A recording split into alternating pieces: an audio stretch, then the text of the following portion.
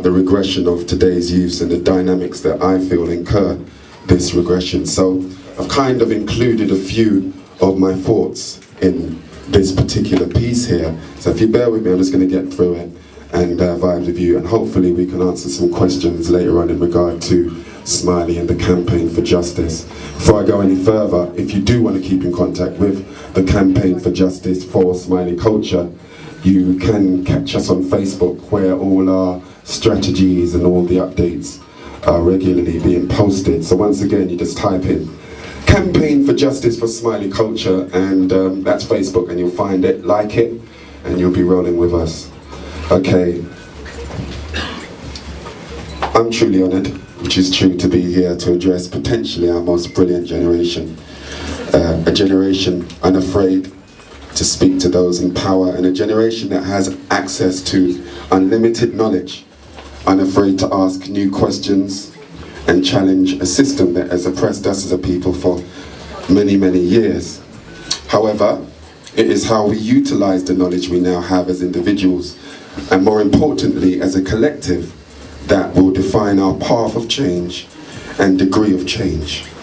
For us to sit here and discuss police brutality without taking a look at the way in which we interact with each other would not be appropriate or beneficial to this meeting.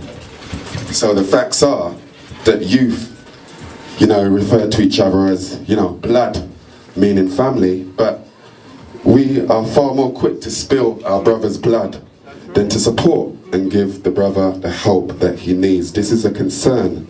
Youths are now killing each other for nothing more than postcodes. And the facts are, we don't own our own neighbourhoods. The council does and the government does. So why exactly and what are we fighting for? Absolutely, brother. Where your strength should be in yourself and your peers as youth, it has become a weakness. And I'm talking to you, the youngest.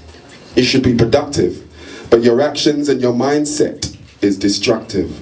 The system has indeed turned you against each other. This is not by accident, this is by design. And until you, the youth, realize that there is an elaborate system in place to keep you divided and passive to the injustices of the state, nothing will change. You're ready to take the life of your brother in a second. Nothing will change within our communities until we address our mentality. Firstly, by realizing, regardless of our location, this is how we'll make change. Culture or religious ideologies, we are all part of the human family. Christian, Muslim, why are you fighting? Do you not serve the same creator? God is not the author of confusion. So who created this animosity that would divide us as a people? And to the black people in this audience, how can we expect other races to truly respect us when we interact with each other in the way that we do? Our regressive condition is indeed the worst of any people, and it is only through unity and knowledge of self and submission to the creator of all things that we can be redeemed and finally show the world our true potential. So I say to my people in here, if you knew who you were, who you descended from, and the proud and noble history of your ancestors, then maybe then you'd pull your trousers up and begin to act like the kings and the queens that you are.